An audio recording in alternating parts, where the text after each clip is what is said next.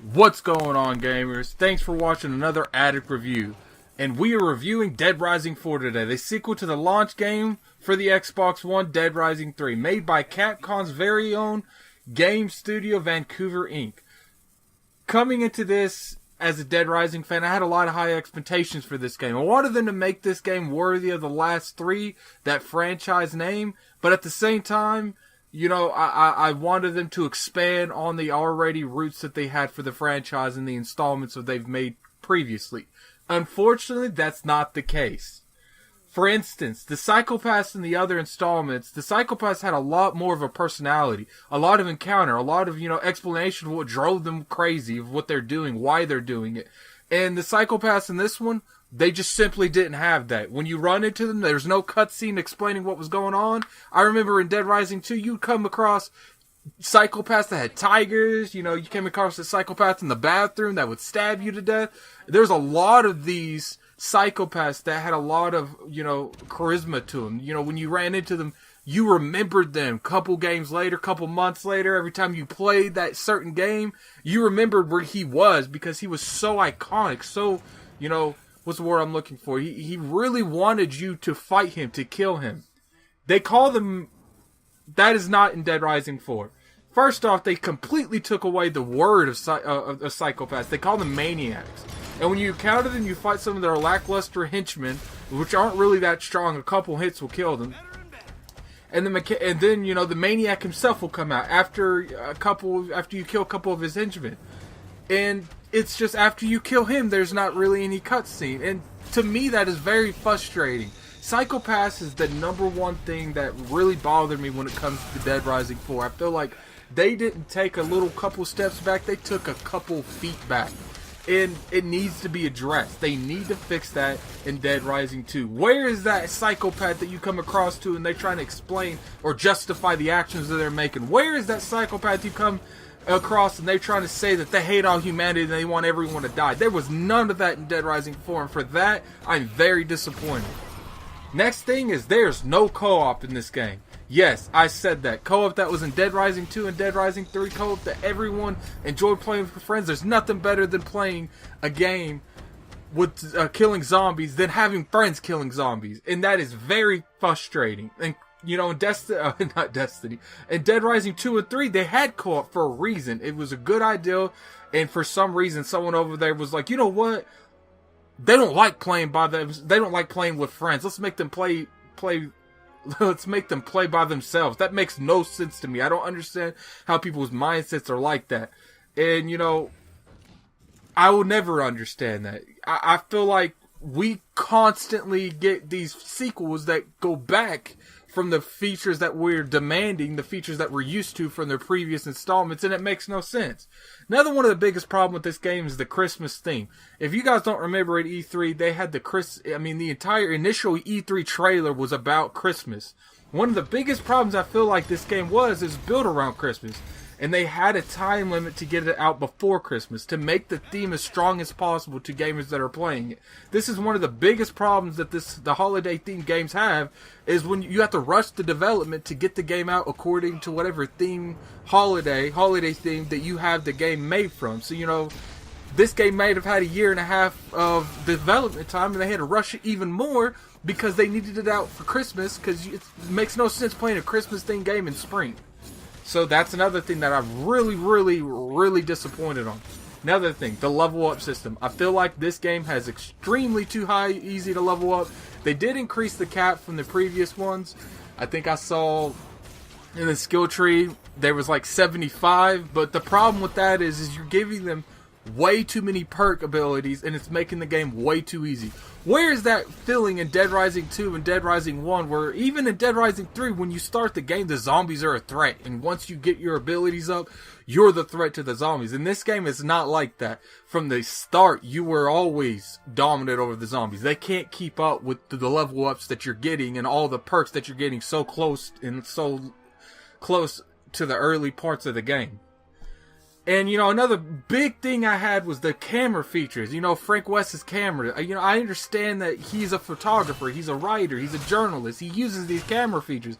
But I do not like that he uses them, because I feel like it's boring. It's plain. It doesn't make sense. You know, a lot of the times when the investigations came up, I felt the need to just not play them entirely. But you have to, because it's part of the story. You have to investigate the car scenes. You have to investigate the crime scenes. You have to do this stuff to continue the storyline. And I was really not enjoying it. The survivors in Dead Rising 4 are extremely frustrating. A lot of the survivors are stupid and don't help you fight off zombies and just get them attacked. Hell, half the time when you come across one, if they didn't have any kind of cover, you had a couple of seconds to get to them because it only takes a couple hits and these survivors are dead, done. And that was very frustrating because sometimes they'd be in a room that you can't get to in automatically because you have to go around, and by the time you get to him, that survivor is dead. Those zombies have already killed him. Another big issue I saw in Dead Rising 4 is the guns. Dead Rising 1, 2, and 3, guns were there, but they weren't dominant. In this game, they made them good, and they made them everywhere. There's a gun every corner. There's a gun in every mission. I mean, there's certain time in the first 15 minutes of the game, you get access to like 3 pistols and 2 machine guns. And it would be a different story, but the combo weapons, ranged weapons in this game are just as broken. It made the game so much easier, and it was so frustrating because the other ones were real fun, and I felt like they balanced them out, and it was more about, getting up close and personal. And it wouldn't be an issue if the guns didn't kill everything in one shot. You can mow down an entire horde of zombies with maybe one gun, 2 tops. The world feels extremely empty in this game. In the other Dead Rising, they consistently gave you missions, asked you to look into stuff, and end up running into survivors or psychopaths, killing people that in the game is not nearly as much in the past. When it comes to sequels, I want improvement. I don't want backtracking. I want us to go forward. I don't want to take features and gameplay mechanics that the fan base love, like co-op, for instance. Bring back the time issue world. In Dead Rising, you've always had a timed world where you have time limits to do almost all the missions, and a lot of the times they even time limited the main storyline.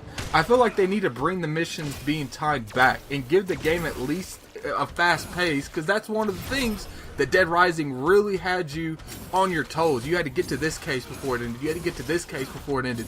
Now it's just like, well, I could sit here and just kill all these zombies, get like 6 levels up, and then go attack the storyline. And I felt like that is definitely one of the downgrades that made Dead Rising 4 what it is. If they want to make it to where you can't use, with no time limit, either make it an option after you beat the game, or just give us the option to have the time limit there from the start, or not have it. Combo weapons are better than ever. So many of the old weapons and so many of the new weapons, I really enjoyed using these combo weapons. I love combining the combo weapons. From using the ice sword, freezing the zombies, and using the Thor weapon, whatever it's called, to kill them all at once. They are clearly getting better at making these combo weapons. They flowed more frequently with the world. They are a lot funner to use. Vendors are pretty much, they sell everything in the game to you, and I feel like vendors are a good thing in this game because this game is not meant to be a serious game. So if you want to give the option to have vendors in the game that sell these combo weapons, sell these food, let them. Make them reasonably priced with in-game currency, of course, and give them the option to buy some of these weapons that Dead Rising fans have really enjoyed. I really like how they brought the features from old Dead Risings and they put them all in one game. They took away that stupid construction table from the first 2 where you had to go to a construction table to make a combo weapon. And they implied the third one where you could do it at any point. They put the vehicle customization back from the third one back into the 4th one, and they expanded it. They gave it more vehicle customizations, and that was a really good perk. I hate how these companies will take away old features from older games, and they don't imply the good features, and they just take away and they keep the bad features. Although on the other side of the sword, they did take co-ops, so they're responsible for what they preach. The story is a fair story. I don't want to really go into it because I don't want to ruin the story, but it's a good story. The final boss really had me hyped to fight the final boss, and I suggest that you guys play the final boss. Is this game worth $60? I'd say it's not worth more than $30, you guys. I love the Dead Risings, but it's like I said, I sat here when I was writing my review and I couldn't find a lot of positives about this game. And you know, a lot of you that are watching this, you guys probably have a lot of positives. And if you do, put it in the comment section. Tell me what you guys think that they've improved in this game that they ain't improved in other games. And I'd like to know that. I really would. Buy, rent, or pass. If you're a huge fan of this game, and you don't mind taking that $60 cut to the wallet, and you can really afford it, go ahead and give Capcom that money, get that game. I suggest to buy it if you can get it for like $30, $40. 30, maybe 40. If you can't, just rent it. I beat this game in about a day and a half, you know, in-game time, and that was pretty good. I got to like level 62, so you know, that is definitely a rent thing you can do. You can rent that for maybe $6 on Redbox for 2 days, bam, it's done. If you don't like, if you're tired of the zombie apocalypse and the zombie themed games, then you might want to pass on this. Definitely. Or if you think this game's something like Dying Light, definitely pass on this. Look, I'm not going to come out and say this is the worst Dead Rising game they've ever made. I'm just going to say it. You know, this is the worst Dead Rising game they have ever made. They improved little about this game, and I hope the game sells well enough to keep another sequel possible, but not enough to make them think that they didn't do nothing wrong by this game, because they did more wrong than they did right. It's just fun because I'm a fan of the Dead Rising, and I like killing zombies with outlandish weapons.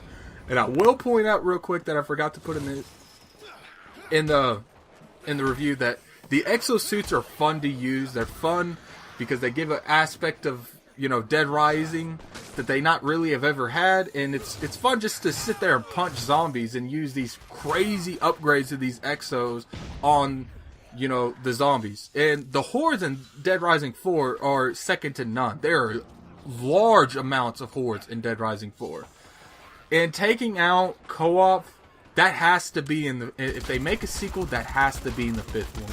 You cannot take away something like co-op that, you know, your fans have become accustomed to this standard formula in the Dead Rising franchise and expect us not to lash back. What is my overall view of this game? I'm sorry, Capcom. I'm sorry, Dead Rising fans. I gotta give it a 6 out of 10. Great game. Loved it. Compare it to other games that came out in December. Best game in December. Compare it to the other Dead Risings. It's a 6 out of 10. Easy. This is Gaming Addict. Thank you for watching. Rate if you don't mind. Share this video. I love my content. Get it out to as many people as possible. This is Gaming Addict. Peace.